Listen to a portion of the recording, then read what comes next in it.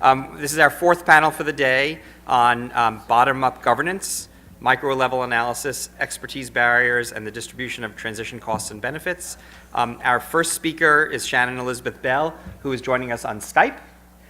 She hears us, right? And we see, and we hear and see her. Let's just jump right into it. All right. Thank you for accommodating me. I was a last-minute addition to the schedule, and I have a 5-week-old baby, so I am kind of trying to do this from a distance and a little scattered. But the title of my talk is "The Barriers to Mobilizing Grassroots Support for a Post-Carbon World: Lessons from Coal Country." I'm a sociologist at the University of Kentucky, and a lot of my research is focused on the barriers to communities moving beyond fossil fuels and to joining social movements. So next slide. Okay. There we go. Okay. So over the past decade, the movement to transition away from fossil fuels and to fight for climate justice has been growing and gaining strength. Social movement organizations such as 350.org, the Sierra Club, Greenpeace, and many small grassroots environmental justice groups have organized hundreds of thousands of people across the globe to demand a new energy future. On the eve of the Paris negotiations this past November, over 750,000 people from 175 countries took to the streets in what was collectively called the Global Climate March. Their message to world leaders was a demand to leave fossil fuels in the ground and to finance a just transition to 100% renewable energy by 2050. Next slide. Thus far, little progress has been made toward curbing climate emissions in the US or globally, as this figure shows. And while the recent Paris negotiations yielded an agreement to limit the global average temperature rise to, quote, well below 2 degrees Celsius above pre-industrial levels, and to pursue efforts to limit the temperature increase to 1.5 degrees, end quote, the emission cuts in the agreement are voluntary pledges made by governments that actually don't even come close to achieving the 1.5 degree or even the 2 degree goal.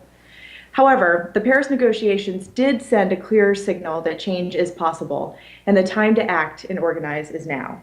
As founder of 350.org, Bill McKibben reflected, quote, "Every government seems now to recognize that the fossil fuel era must end, and soon. But the power of the fossil fuel industry is reflected in the text of the negotiations, which drags out the transition so far that endless climate damage will be done. Since pace is the crucial question now, activists must redouble our efforts to weaken that industry. This doesn't save the planet, but it may have saved the chance of saving the planet." Next slide. There are numerous national level and international level factors that pose significant barriers to our ability to reduce carbon emissions, such as the tremendous amount of money the fossil fuel industry spends on political campaigns and lobbying, the well-funded climate denial machine, and the unequal negotiating power that poorer, more climate vulnerable nations have in comparison to richer nations with higher carbon emissions. But how do these large-scale processes affect the individual level decision to support or resist actions that would move us toward a post-carbon world? Drawing on my research in coal mining communities in Central Appalachia, I argue that the community-level identity politics that shape individual behaviors, decisions, and beliefs surrounding climate change and fossil fuel extraction have not been given sufficient attention in the literature. Here I argue that understanding the identity politics at work in fossil fuel extraction communities can lend insight into how to better grow the movement for a post-carbon world. Next slide. Fossil fuel extraction communities have been referred to as ground zero for climate change, particularly in the United States, which for the most part has not yet experienced the same disaster risks associated with climate change that many geographically vulnerable and poorer nations have already begun to face. In fossil fuel extraction communities, where the easy-to-reach supplies of coal, oil, and natural gas have become largely depleted, increasingly remote and difficult to access seams of these resources are being extracted, often at great cost to local communities. The consequences of this quest for extreme energy include ecosystem destruction, an increased risk of environmental disasters, and threats to public health. Next slide. Maria Gunnoe's family in Boone County, West Virginia, is one example of a family suffering the consequences of fossil fuel extraction. Their home sits beneath a massive mountaintop removal coal mine that's been responsible for repeated terrifying flood events since 2003. June 15th of that year marked the beginning of Maria Gunnoe's awakening to the destruction the mountaintop removal coal mining was bringing to her community. On this day, her daughter's birthday, a nightmare flood threatened to wash Maria's home and family away. The Gunnoe family feared for their lives that night as they heard the sounds of the flood washing away 5 acres of their property, including buildings on their land, their access bridges, and even their family dog, who died that night in the flood. There was no safe place for them to go. The mountain above their house was sliding down, and the water around them was rising up, threatening to reach their house. The experience of the flood was so traumatizing that it left psychological scars on Maria's children, especially her young daughter, who, Maria told me, suffered from post-traumatic stress disorder from the flood.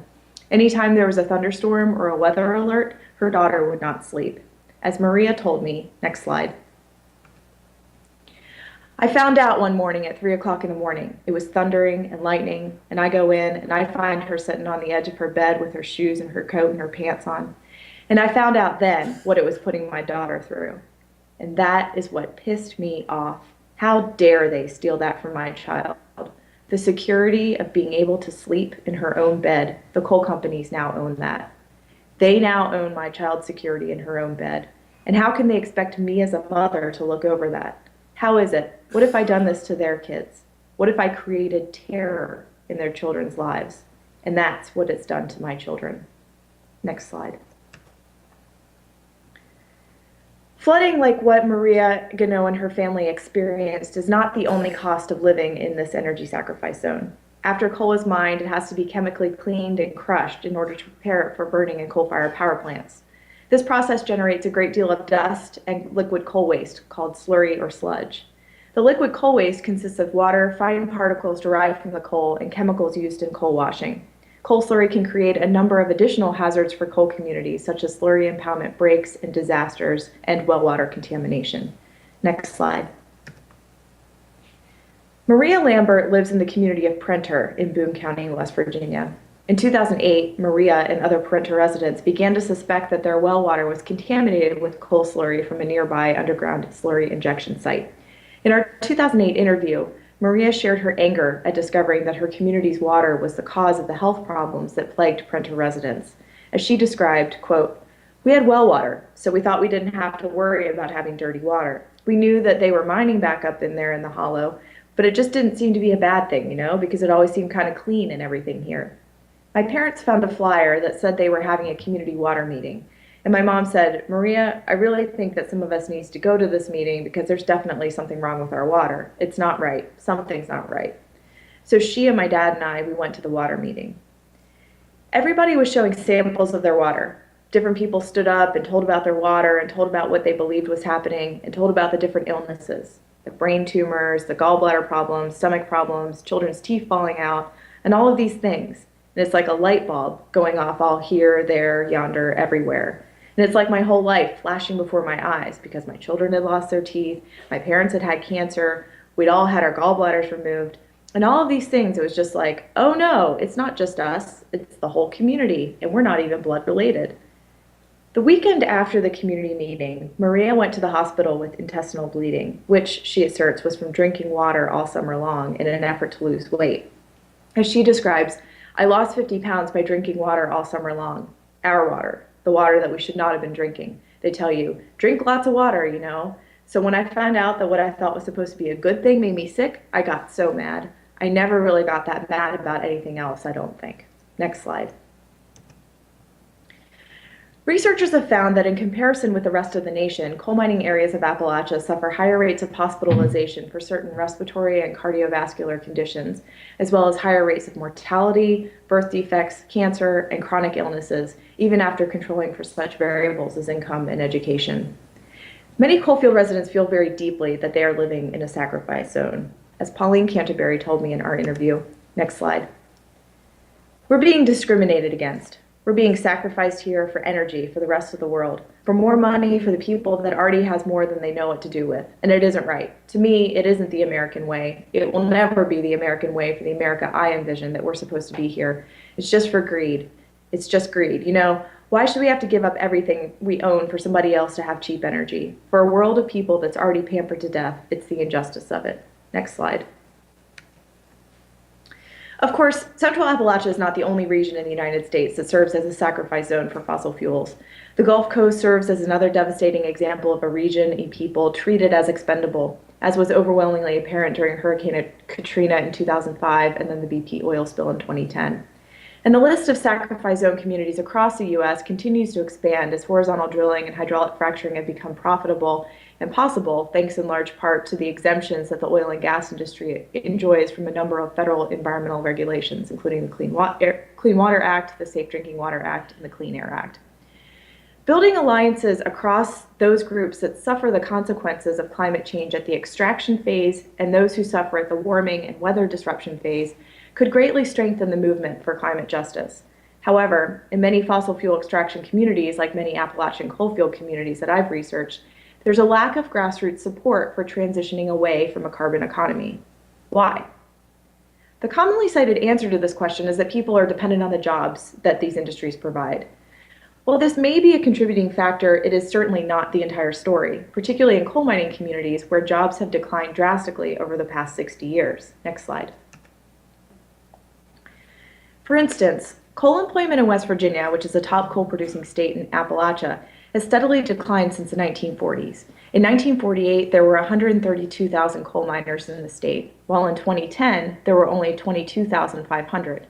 Even after accounting for the jobs that the coal industry indirectly provides, direct and indirect coal industry employment in West Virginia totaled about 46,000 jobs in 2008, which still only accounted for about 7% of the total employed civilian labor force. The decline in mining jobs since the mid-20th century was not because of a decline in the scale of coal production, since although it swung up and down over this period, coal production was about the same at the beginning of the 21st century as it was in the late 1940s, as shown in the figure here. Rather, job losses were due to the ongoing processes of what environmental sociologists call the treadmill of production, where workers are replaced by machines. Changes in coal extraction processes have meant that the same amount of coal can be extracted in the 21st century by employing only 1/6 of the workers that were required in the mid-20th century. Next slide. Richard York and I have argued that the combination of the widespread environmental health consequences of coal mining and the decline in coal employment has caused what social theorist Jürgen Habermas terms a legitimation crisis for the coal industry, wherein the employment loyalties that once kept people quiescent in the face of environmental, health, and social harms are no longer intact. Next slide. The coal industry response to this legitimation crisis has been to engage in cultural manipulation strategies in order to reconstruct the identity of Central Appalachia as being both economically dependent on coal and culturally defined by coal. Through spending massive amounts of money and resources on retaliatory campaigns and AstroTurf, or fake grassroots organizations, such as the Friends of Coal, Faces of Coal, and Citizens for Coal, the industry has endeavored to convince local residents that being a good West Virginian, or Kentuckian, or Appalachian means being loyal to the coal industry. Next slide. These efforts at cultural manipulation are particularly effective in a region that has long been othered in the national consciousness. For more than a century, Appalachia has been depicted as a place where the people, the landscape, and the culture are separate and inferior to that of mainstream America. As Rebecca Scott argues in her book, Removing Mountains, Appalachian people feel that they must prove their national belonging. Providing coal to fuel the American economy is a way for Appalachians to prove their value and worth as Americans. Thus, by supporting mountaintop removal mining and the coal industry more generally, coalfield citizens can attempt to shed their status as others. Next slide. A tremendous barrier to building the much-needed alliance between fossil fuel extraction communities and climate change-affected communities is, in fact, a rather complicated cultural challenge because for this to happen, residents of these two types of communities need to view their own personal identities as aligning with the collective identity of the wider climate justice movement. And through large-scale public relations campaigns like those so prevalent throughout coal country, the fossil fuel industries are working hard to keep that from happening. Snow and McAdam refer to this process of aligning these two sets of identities as identity correspondence. They argue that before a would-be activist will become involved in a social movement, his or her personal identity must be consistent with the collective identity of the movement. In other words, people decide to participate in a social movement because doing so accords with who they are. So the task of social movement organizations is to frame the issue so that potential participants feel that activism in the social movement would be an extension of their sense of self. Next slide. My research on the barriers to environmental justice movement participation among coalfield residents in Central Appalachia points to problems with this process of identity correspondence, especially in recent years as non-locals and national environmental groups have increasingly come into the region to stand in solidarity with the local grassroots organizations. These outside groups have sought to make some of the connections between extraction communities and the wider climate justice movement, framing the local struggle against the coal industry as being inextricably linked to the international fight to halt climate change. However, while the influx of non-locals into the Appalachian coalfields has been positive in the sense that it's helped draw attention to the injustices taking place and has also given the environmental justice movement a deeper base of support, it's also stymied the recruiting of more local residents into the movement. Next slide. Coal industry supporters have been quick to condemn the newcomers and the local environmental justice organizations by association as groups of outsider extremists who are threatening not only the economy, but the cultural identity of local residents, which they argue is tied to coal mining. To be clear, the environmental justice movement was started by local coalfield residents, and these local residents are still central to the leadership of the movement. However, the surge of non-local people joining the movement over the past decade has provided an opportunity for the coal industry to capitalize on an insider-outsider dichotomy, effectively challenging the collective identity of the local movement so that many no longer perceive it to actually be a local struggle. Next slide. I have found that the coal industry's ideology construction efforts to manipulate the public's perception about the environmental justice organizations have unfortunately been quite successful. Interestingly, there are many people in the Appalachian coalfields who do wish for an end to mountaintop removal mining, but this sentiment does not often translate into public dissent. In fact, there seem to be significant fears among many local coalfield residents about becoming involved in the environmental justice organizations. As one of my research participants told me in an interview, if you talk, quote, if you talk about the bad things that's happened because of coal mining, everybody's like, oh, you're against coal. Another participant unpacked this comment a bit, telling me, quote, when somebody says you're against coal, what they mean is you're against me. And once you're labeled as an outsider in that way, she explained, that doesn't go away. Another interviewee who had briefly become involved with one of the environmental justice groups, only to withdraw her involvement just a few months later, told me that once word spread that she and her sister were associating with the environmental justice activists, next slide, quote, it backlashed on us, Shannon. We had repercussions over it. My research suggests that the fear of acquiring an outsider stigma by associating with environmental justice groups is an especially salient issue because it could have negative consequences for an individual's local networks and relationships. In a region that suffered severe depletions in social capital, the fear of isolation and damaging important relationships may be a particularly strong deterrent against environmental justice movement participation. Next slide. So in conclusion, I would argue that in our efforts to move toward a post-carbon world, we must devote more attention to finding ways to counter the false but widespread notion that the interests of climate-affected communities are at odds with those of fossil fuel extraction communities. The fossil fuel industries are spending tremendous amounts of money to deepen the identity divides between the groups that are suffering extreme consequences because of fossil fuels. Finding ways to both expose the ideology construction efforts of fossil fuel industries and to better connect the collective identity of the climate justice movement with the local identities of fossil fuel extraction communities is critical to building a much-needed alliance between these two groups. The perceived lack of grassroots support for an economic transition away from fossil fuels in regions where coal, natural gas, and oil are extracted has meant that political leaders in these areas have been able to justify their continued support of these industries in the face of increasing national and international pressure to transition to a cleaner energy economy. In sum, understanding the factors that are limiting individual actors' willingness to support the climate justice movement is important in our efforts to move forward to a post-carbon world. Thank you.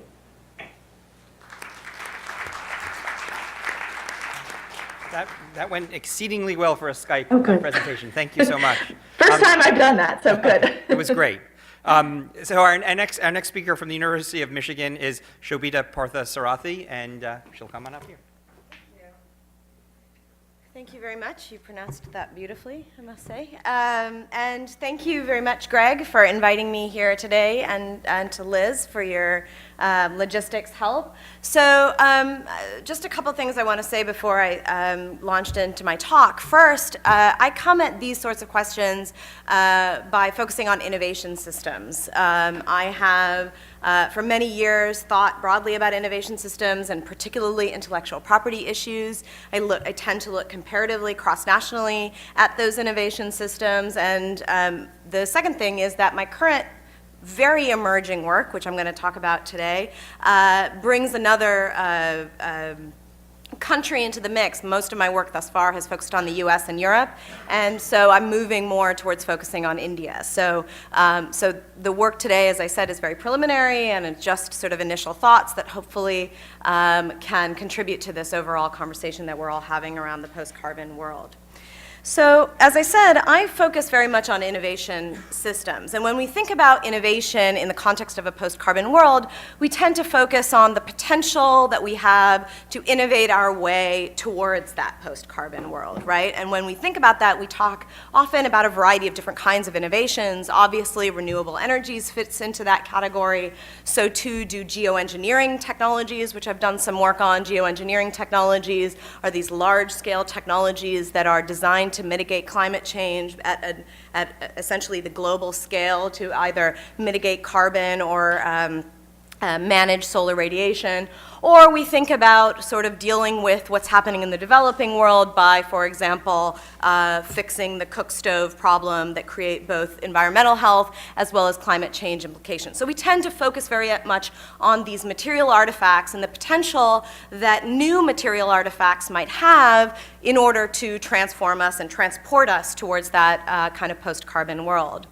But in doing so, I think what we might miss is that in innovating our way towards that post-carbon world, we tend to assume that the same innovation systems, our dominant mechanisms for promoting innovation, will work to get us to that post-carbon world. Because we have a particular interest in a particular future, we might tweak our traditional market orientation a little bit. We often hear about public-private partnerships, for example, or large infusions from philanthropic foundations, the Gates Foundation, for example, or even today we've heard talk about sort of inclusive governance techniques, right, where we're not necessarily changing the overall innovation, but we're saying, well, we can be a little bit more deliberative in the process of doing so, right? So we tend to accept that the way to innovate, the way to get to that post-carbon world is partially through innovation, and the way to achieve that innovation is generally by adhering to these globalization and particularly market principles in that. But this, for me, in part because of the kind of work that I've done in the past, raises a number of questions that I think are relevant that we need to start thinking about. The one is, to what extent are our carbon dilemmas not just rooted in technologies and innovations, but actually rooted also in our innovation systems themselves? For example, we've talked today a little bit about growth being something that actually is fundamentally problematic in thinking about a post-carbon world, efficiencies, issues of scale and globalization, the notions of progress. We've talked about how all of those things are embedded potentially in both our innovation and our innovation systems, and so maybe we need to rethink how those systems actually are designed. And then it raises other questions about the extent to which the social benefits of the innovation solutions we might develop are limited by these existing systems. So then it raises questions about whether we need new systems and what in fact those new systems might look like. So before we move on to thinking about what those alternative innovation systems might look like, I think it's worth peeling apart a little bit what our dominant approaches are. We've spent a little bit of time today talking about what those innovation systems are. We know that they're generally driven by market incentives.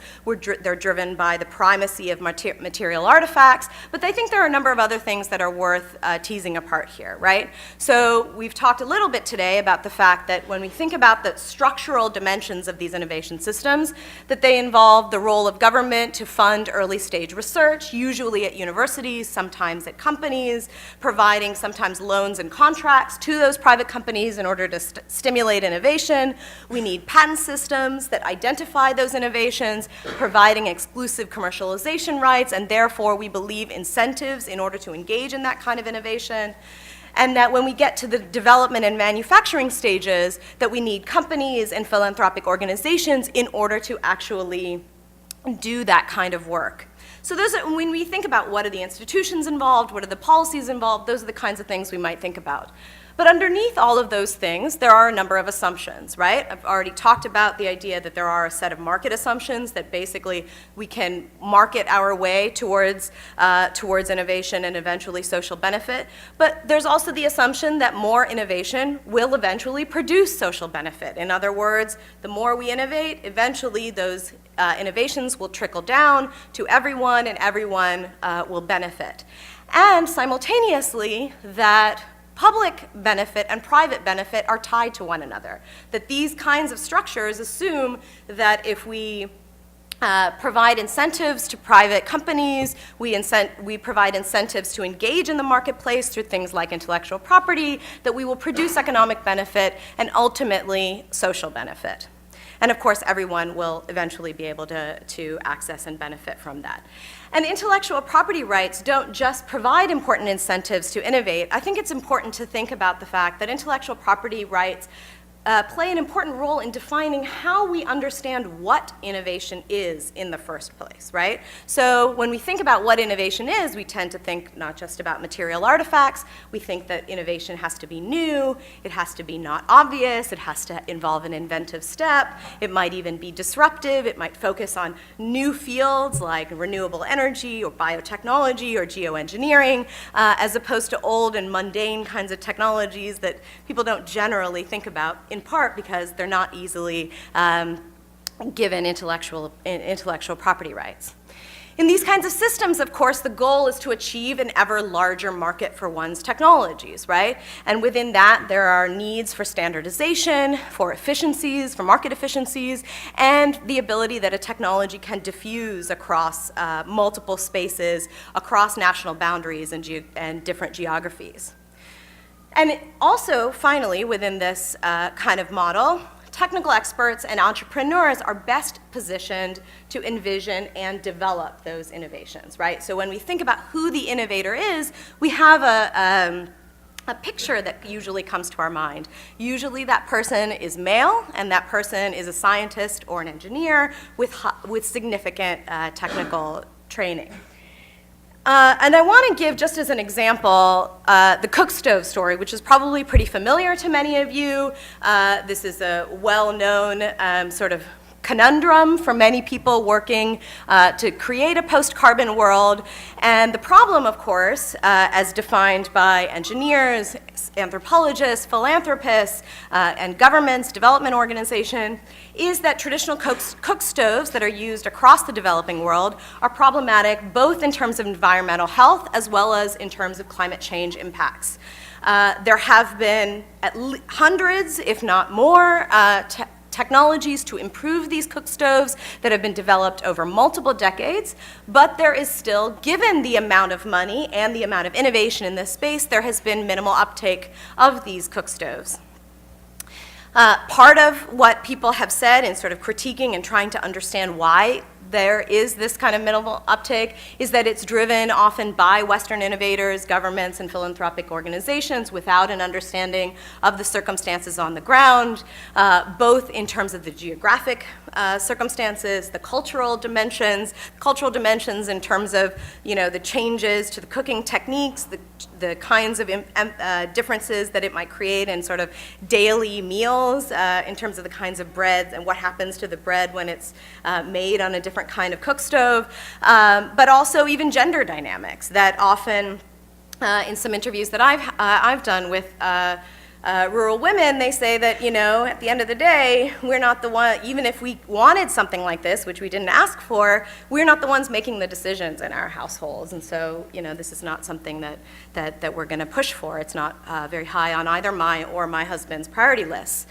And finally, that one-size-fits-all technologies seem impossible, which then tend to limit private investment. So that's just one kind of object. There are multiple, but this is a particularly well-known example of an attempt to sort of use our dominant ways of thinking about innovation to apply to the creation of to innovate our way out of our current climate crisis. So that raises, as I said, a number of questions about alternative models and what they might look like. Could they be useful in more directly producing social benefit, in maximizing access to new technologies, to engage public needs and concerns? And as I've been thinking about these questions, and as I said, I've been thinking broadly about these questions in terms of the relationship between innovation and social benefit, I sort of wanted, as I said, I started to do some research in India. And I've learned that there are a number of very interesting alternatives that have been bubbling up in India over the last 20 to 30 years that at the very least give us some food for thinking about what alternative models for these innovation systems might be, and give us some tools to perhaps rethink our own assumptions and approaches. India is an interesting case. Obviously, it is central in discussions about climate change and movements towards a post-carbon world. But India is also interesting in particular in the context of thinking about innovation. As many of you know, it's a country that has millions of engineers and highly values science and technology knowledge and expertise. But it is also a place that has a very ancient history of traditional knowledge systems and valuing those traditional knowledge systems. It has also a long history, at least from Gandhi, of self-reliance being a strong ideology, and the idea of homespun innovation and industry is something that Gandhi strongly advocated and is very much central to the way that people think, and it has infused its politics and policy and economics. And it also has a long tradition of what people call jugad, which is a Hindi word that essentially means makeshift innovation. So the idea that you can sort of retrofit things to kind of get what you need out of a particular material object. So those kinds of contextual factors, I think, are important in thinking about the case studies that I'm going to talk about here. So the first organization that I want to talk about, and then I'll talk about just one example of a technology that they've been involved in, is the National Innovation Foundation in India. The National Innovation Foundation is actually a branch, a very small branch, but a branch of the Indian government. It's part of the Department of Science and Technology. It was it was established in the year 2000. It grew from NGO and academic efforts that were focused on recasting ideas and labor of what its organizers called knowledge-rich and resource-poor individuals in terms of innovation. It explicitly operates according to a Gandhian ideology, and it is also explicitly a response to efforts in the 1980s and 1990s by within the West to patent a lot of traditional knowledge, specifically traditional knowledge within India. And so it was an attempt to sort of valorize Indian indigenous knowledge. So this is an organization, as I said, that essentially tries to find and value knowledge among those who have limited capital, but also limited education. So they don't look like what we would consider to be traditional innovators. So this organization and its allied NGOs and academics engage in first scoping innovation around the country. They do so in a variety of different kinds of interesting ways. They offer awards of different sorts. They do a great deal of community outreach through distributed systems. They even each year do a walk, a month-long walk through a different rural region in India to find grassroots innovators and to give them the opportunity to essentially amplify their ideas. Once they identify these innovations, they go through an internal process of deciding which innovations they want to spend more time investing in and focusing on. They if it's appropriate, they secure intellectual property rights for those innovations in the name of the inventor, and that's something that's very important to the organizers. There's a validation process in which government laboratories do testing. They run the testing so that technical expertise, one of the things that's interesting is that the technical experts end up doing subsidiary sort of facilitative work for these grassroots innovators to sort of help them figure out how to ensure that the thing works and it fits within, government standards, et cetera. And then the National Innovation Foundation does primary work in negotiating with entrepreneurs and manufacturers for development and distribution efforts. And as part of that, benefit sharing values are central to those negotiation efforts. So there's an explicit attention to ensuring that value is brought back to the grassroots innovator, and that if the grassroots innovator chooses that that value is also distributed within the community, if that innovator has particular values about how the innovation should be developed, that those kinds of things are embedded into these contracts. And of course, it's probably not surprising to you to learn that the kinds of companies that are the most interested in engaging in these kinds of negotiations and contracts tend to be small and medium manufacturers, not the big dogs, as it were. The NIF also has a couple of very interesting small organizations. They have a micro venture innovation fund that's specifically designed to fund very high-risk innovations. And they also have something called a Grassroots Technological Innovation Acquisition Fund. And the idea of that is to ensure that things that are innovative but that may have limited or no commercial potential actually gets distributed across multiple communities. And so there's a high priority in wide dissemination. And one of the things that's actually quite interesting and is not surprising in a place like India, but important, is that one of those mechanisms that they use to ensure wide dissemination is simply ensuring that information about that invention is translated across multiple languages, because as you probably know, India has quite a few. So far, they've cataloged about 200,000 innovations, and they've acquired 750 patents. Here's one example of the kinds of innovations that they engage in. And this is a low-cost windmill that was developed by salt farmers in the state of Gujarat in India. These salt farmers are among India's poorest. They often use very, very old pump technologies, and they need 2 people in order to use those pumps. So two salt farmers who had less than a high school education developed essentially a low-cost windmill that would allow them to more easily pump that salt water. And these low-cost windmills were made of bamboo and tin sheets, and they're essentially designed to replace the diesel engines that were being used to pump water that were quite costly because of the fuel, but also they obviously have climate change implications as well. So one of the NGOs involved in the NIF scopes out that innovation.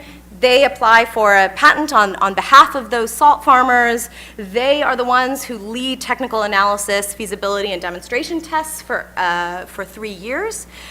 With the help of environmental NGOs and foundations, they engage in design review and modification processes. So as I said, they play this facilitative role while still valuing the primary contributions of these grassroots innovators.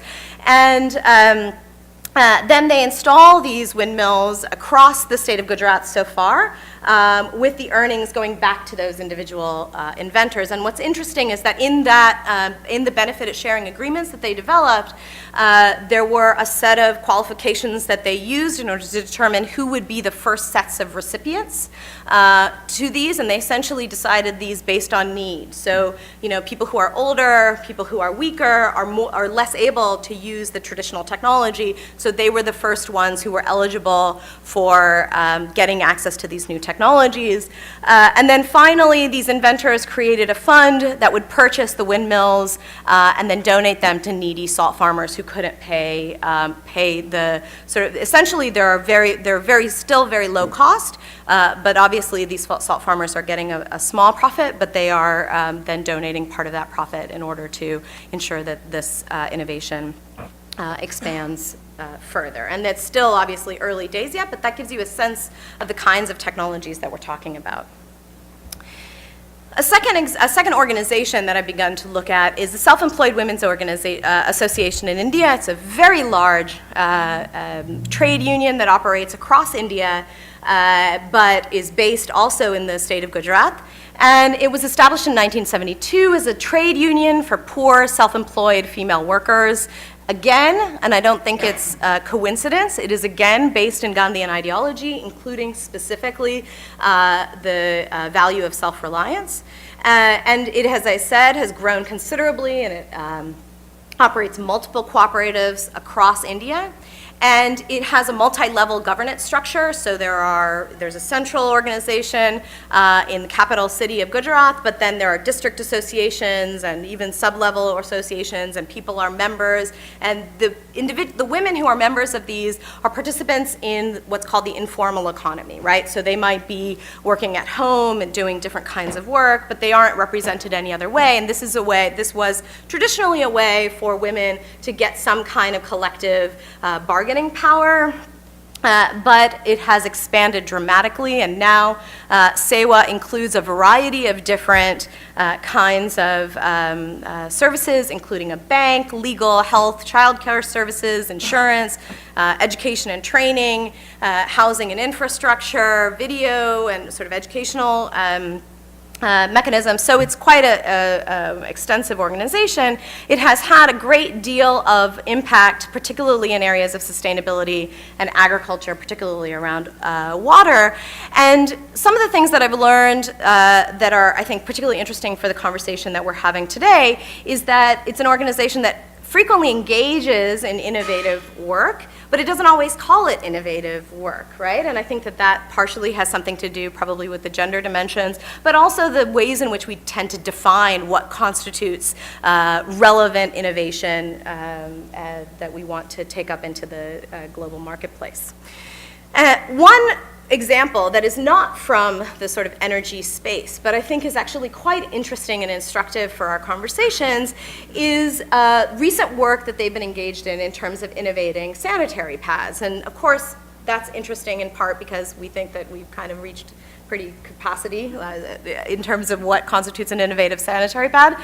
But we have to think, again, as I said, about what is innovation in this space, right? So the first thing that they did was, and I think that this is important, is that the idea that sanitary pads were a problem that required a solution, or sanitary pads were potentially a solution to a problem, is that they came from district-level surveys and focus groups on needs for poor urban and rural women. So it wasn't that this organization went and said, hey, what are you, would you like better sanitary pads? It was that women felt that the lack of cheap and quality sanitary pads was actually hurting them and their ability to engage in their local economies. And so very much the ideas and sort of the framing of the problem came from the bottom up. And I think that that's an important thing for us to keep in mind. And as I said, the question was how to, make sanitary pads more accessible and affordable. And major companies were essentially uninterested in participating in this effort. And this sort of is now a familiar story given the other case that I just talked about. You had initial prototypes coming from the SEWA central organization, but then the Indian government on this occasion provided laboratory and factory space as part of its corporate social responsibility efforts for a limited period of time in order to innovate these kinds of pads, in order to figure out how to do them. And these were then developed in close contact with rural women in order to figure out, exactly how these pads should be designed, how to make sure that they could be offered at a low cost, at a relatively high quality. Some of you may have heard about other attempts to do this kind of work, but this is an example of where they said, well, some of the things that have been available are too poor quality. We need something that's better. So there's been a lot of challenge. So one of their innovations was that they worked very closely with the community, really in an iterative process between the manufacturers, SEWA, and the rural women in order to produce these sanitary pads at cost. They also had to rethink distribution networks in order to fit cultural constraints. So women were not interested in going to shops in order to purchase sanitary pads, usually from male vendors. So that was another place where they had to innovate, and they did so by using existing distributional networks that they used to sell spices in order to sell sanitary pads as well. So there are also other innovations that I said that they don't necessarily tend to think of as innovations, but that follow similar kinds of testing, manufacturing, and distribution models. Those include a chair to help individuals who are rolling incense stick, because the processes of rolling incense sticks usually it requires sitting on the ground, and it causes really bad back problems. So they developed a new chair, a throne for gum collectors who have to go up into the trees, and so that would again provide health benefits to those kinds of individuals.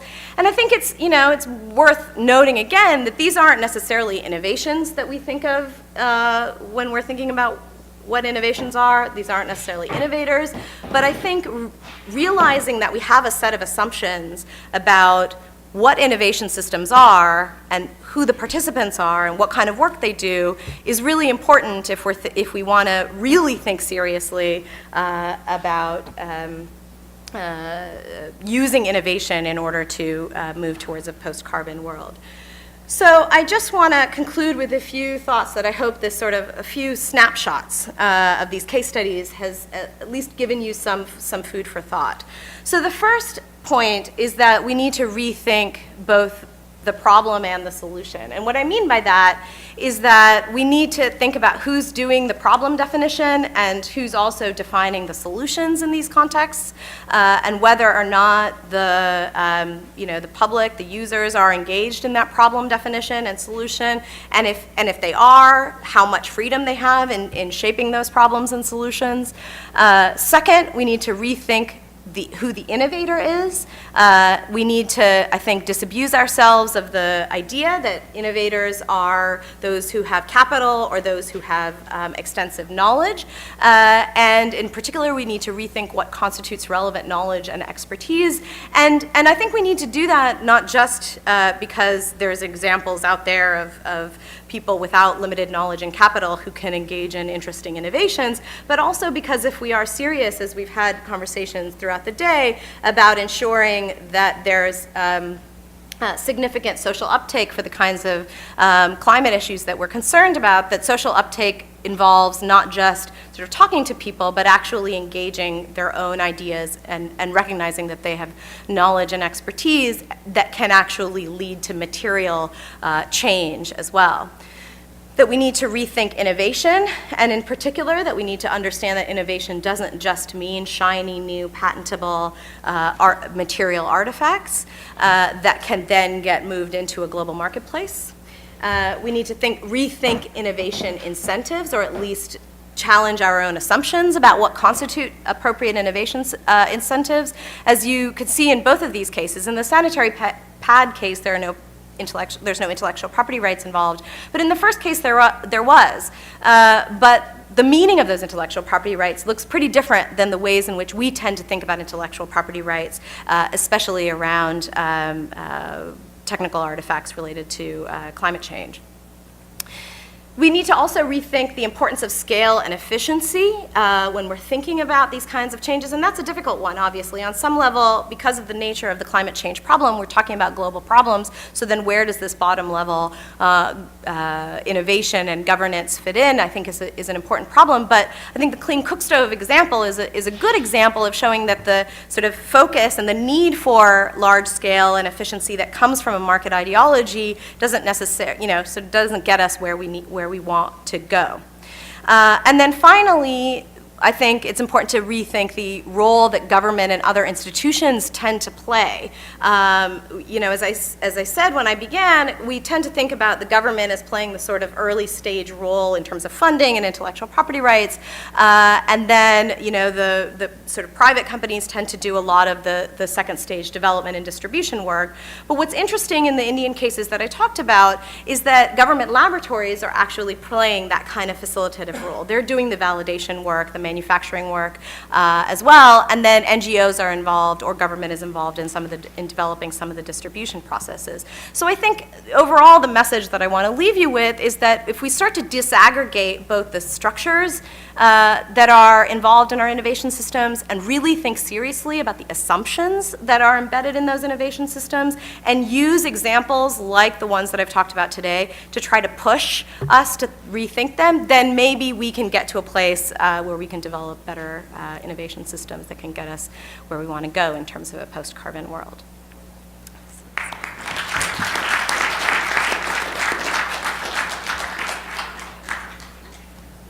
Our last speaker for the panel is Uma Autka from the University of Kansas School of Law. Good afternoon, everyone. It's an honor to offer the closing presentation on what has been an incredibly rich and thought-provoking day. So a thank you to Professor Macy for organizing the event, all the presenters who have shared their time and perspectives here. In the time that I have, I'd like to build on what we've heard today with a set of concerns and questions about fairness and justice as we envision a post-carbon world. I'm specifically focused on the low-carbon transition rather than the endpoint vision because it presents, I think, an imperative to reflect and an opportunity to reimagine, especially at a point at which, as we've heard today, we see a convergence between energy and environment in ways that have been less pronounced in the past. So today I'd like to draw our collective attention to the environmental justice movement, which is fundamentally concerned with fairness, to ask how it might inform the low carbon transition and its evolving legal regimes. The environmental justice movement in the United States forged a pivotal connection between concerns for social justice, civil rights, and environmental degradation, and today the movement is expanding its conceptual reach. With climate change driving a low carbon shift, you hear the call for energy justice and climate justice, and these advance the lexicon in the modern context, building on the movement's core values in ways that emphasize their relevance in this transition at an early stage. The link between climate change, energy, and environmental justice stems from the fact that the energy sector contributes more than any other to rising greenhouse gas emissions.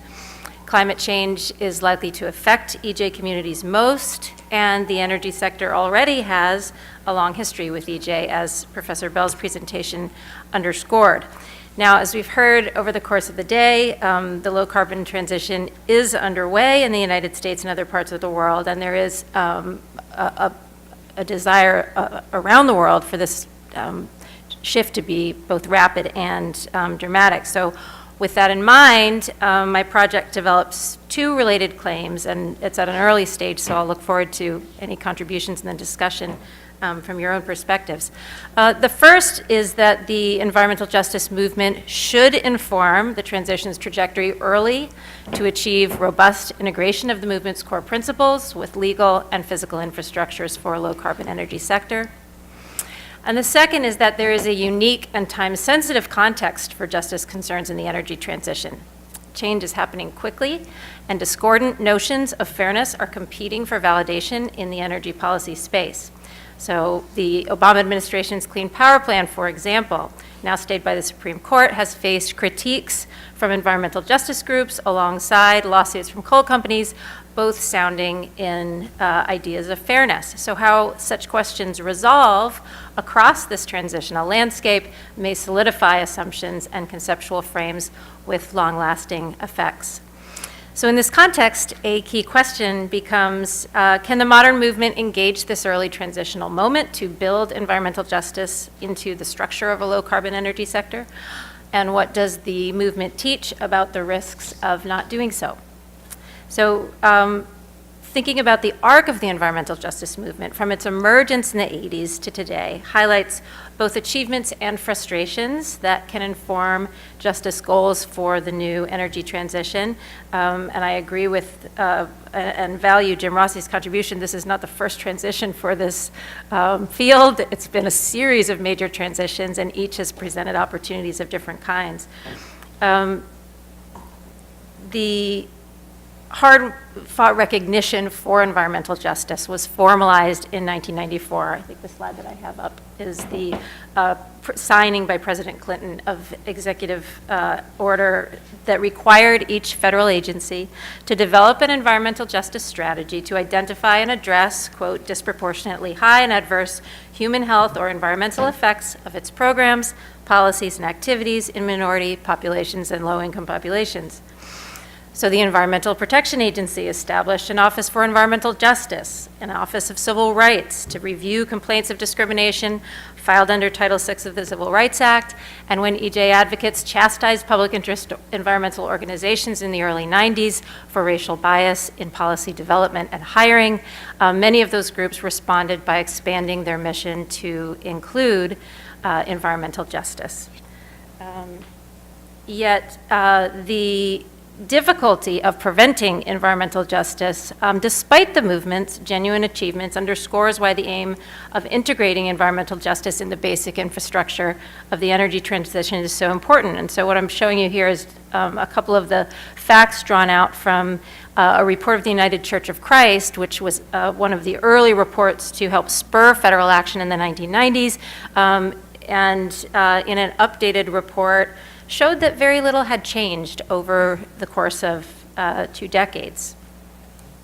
So in 2014, marking the 20-year anniversary of the Clinton executive order, the EPA reinvigorated its commitment to environmental justice and in an effort to move past talking about environmental justice to effectively attempting to rectify and prevent harm. And with this report that I show the cover of here, the EPA exhaustively documented opportunities across the statutory and regulatory work of the agency where environmental justice could meaningfully be addressed. But this refreshed focus was also an acknowledgement that decades later, the problem of disproportionate environmental harm in low-income communities of color persists. So an underlying problem glares from the pages of this report in that the core statutes of the federal environmental canon really don't protect against injustice. And the executive order, though it directed federal agencies to ensure that protection to the greatest extent possible, practicable and permitted by law, did not provide an opportunity for judicial review. So another vein, the constitutional and statutory civil rights remedies have failed likewise, for the most part, to provide protection in the environmental justice context. The case of South Camden, shown on this slide, was a blow to environmental justice advocates when, between a district court win and the opinion of the Circuit Court of Appeals, the Supreme Court's opinion in Alexander versus Sandoval precluded this community's 1983 action for disparate impact discrimination under the Civil Rights Act. The list I'm providing is simply to show the kinds of facilities that were already affecting the neighborhood, and as you can see, several of them are connected to the energy industry, including a power plant and others. So the dissatisfaction with this process has continued to today, and in 2015, 5 communities filed a lawsuit against the EPA alleging a, quote, pattern and practice of unreasonable delay in the agency's handling of civil rights complaints. The Center for Public Integrity recently confirmed in a report that the US EPA's Office of Civil Rights has never once made a formal finding of discrimination under Title VI, despite having received hundreds of complaints, some exhaustively documented, often left unaddressed for years. In the words of one Louisiana resident who was interviewed for the report, quote, all of these complaints to EPA have gotten us nothing, zero. The agency responded to the critique, and this, of course, is an EPA that is more engaged with environmental justice probably than any other since I've been watching the EPA, and responded to the critique not by denying it, but by releasing for comment a draft strategic plan for reinvigorating OCR review of Title VI complaints. Yeah, so it was an analysis of 265 cases between 1996 and 2015. So I think these recent efforts at EPA show that it is possible to graft the missing issue across the environmental law canon, and it may be possible to do more through OCR. But the record teaches, I think, that neither approach has offered reliable protection. Environmental justice is still positioned as an afterthought. And if we imagine, by contrast, if environmental justice had been a central and integrated aspect of the statutory mandates, how that might have painted a different picture over time. So learning from the movement, the aim in the low carbon transition should be to incorporate justice goals into emerging structures. We have an opportunity as we design new regimes to consider this in a new and foundational way. So achieving this depends on the connections between environmental justice, energy, and climate being amplified. Research shows we can expect a clear climate gap. This is just one example. There's so much research out there documenting the harms that are expected for low-income people as a result of climate change. But the worst impacts from climate change are expected to impact EJ communities profoundly. The NAACP Climate Justice Program is working to make this connection directly with power plants, which of course are the focus of the Obama administration's Clean Power Plan. This program report highlights that connection by studying the EJ performance of 378 coal-fired power plants in the US. Of those, the study identified 75 plants that fail by EJ standards, having a considerable and disproportionate impact in EJ communities. 4 million people live within 3 miles of these 75 failing plants, with an average per capita income of $17,000, and over 50% are people of color.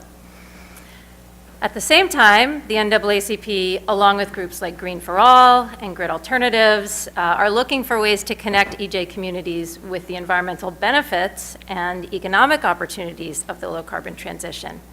So environmental justice informs in both registers distribution of energy pollution and transition benefits alike. Reinforcing EJ notions of fairness is especially important when competing notions of fairness can obscure environmental justice advocacy and continuity in the low-carbon transition. So in the broadest sense, I think equity demands climate change action, given the gap in climate impacts that's already affecting communities. But in immediate policy debates, other conceptions compete for primacy. So consider just a few examples.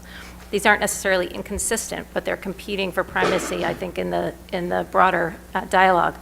So one example, Murray Energy Corporation, largest underground mining company in the country, decries the so-called war on coal and went to court on a long shot to enjoin the Clean Power Plan when it was still a proposed rule, arguing that EPA's rulemaking jeopardized the existence of many of the nation's coal-fired power plants, thereby directly harming the coal industry. And the spokesman for the company accused the plan of being an assault on low-cost electricity. Electric utilities across states are waging a rate fairness campaign. We've talked about that some in the course of the day today regarding the value of distributed solar energy or customer-generated renewable energy that undercuts utility profit margins. So many perceive the utilities' sudden concern for the low-income customers to be disingenuous. Again, it is the concern over the costs and exactly where that concern is actually motivated. In the Environmental Justice Forum on Climate Change, this is another example, a national coalition of 41 environmental justice organizations argued for changes to the proposed Clean Power Plan on equity grounds, so evaluating the proposed rule and identifying potential problems from an environmental justice perspective. And their efforts did pay off in the form of significantly more focus in the final rule on EJ and community involvement. And the groups have, I think, reason to celebrate that achievement. There was effective advocacy there. But many of the measures that the Environmental Justice Forum and others urged to be mandatory are only encouraged in the rule. So there's more direct engagement with the issues, but it's not in a mandatory required context. So for example, the final rule does not require that states perform environmental justice analyses, but the agency created a new EJ screening tool designed to support states to craft compliance. The Clean Power Plan is designed around state-implemented plans to achieve the federally established goals. So the EJ advocates wanted a required EJ analysis by states in the development of those plans. The rule likewise doesn't require states to prioritize renewable energy and energy efficiency in EJ communities, but it did create an incentive program designed to drive early investment in low-income communities. If advocates hoped the final rule would require states to engage with EJ communities in developing implementation plans, one could say that at least the rule calls on states to address how they have engaged vulnerable communities in that process. So the Clean Power Plan, I think, is just one very prominent example of where you really have environmental law and energy law converging, and it's a high-profile rule that many people have heard of. But beyond, states have been key innovators in the low-carbon shift, and I think this transition is proceeding in a highly decentralized way. We've heard, I think, echoes of that throughout the course of the day, that there's not one single solution. There will be many blended solutions over time. So I think the fact that it is proceeding in such a decentralized manner presents certain challenges and opportunities for EJ advocates. On the one hand, it creates a challenge of highly dispersed subjects for EJ analysis. There are wide-ranging and continuously evolving state and local infrastructures for the low-carbon transition. At the same time, there is a benefit to advocacy that is closer to home. I think recognition of EJ in the abstract at the federal level has often seemed to be more symbolic than substantive. So a central aim in this policymaking will be to ensure that notions of fairness that prioritize utilities' interests don't crowd out equity goals clarified in the EJ movement in new legal infrastructures for a low-carbon energy sector. So I'll conclude with a few questions that I think are important at this critical juncture. And I will welcome your thoughts in the closing conversations. Can we make use of this transitional moment to advance EJ goals? Can we avoid marginalizing EJ concerns the way we've seen in environmental law for many years? EJ was an absent consideration in the development of the environmental law canon. So how might we design regimes today to facilitate this transition in ways that embrace broader justice aims? Thanks.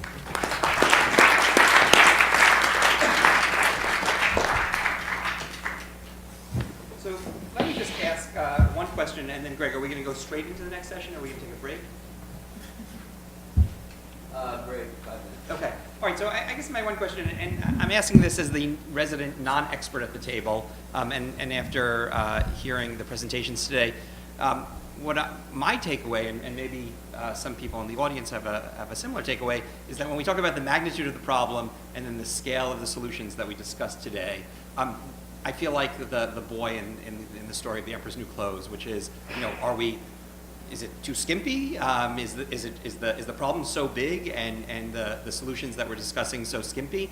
Am I missing something as the resident non-expert, or am I not missing something? So I guess so. This applies both in terms of the presentations for this panel, but obviously I think it applies for everything, which is we've heard of a cataclysm, and then I'm wondering if even if we adopted all of the solutions that we've heard about, what has that done for us?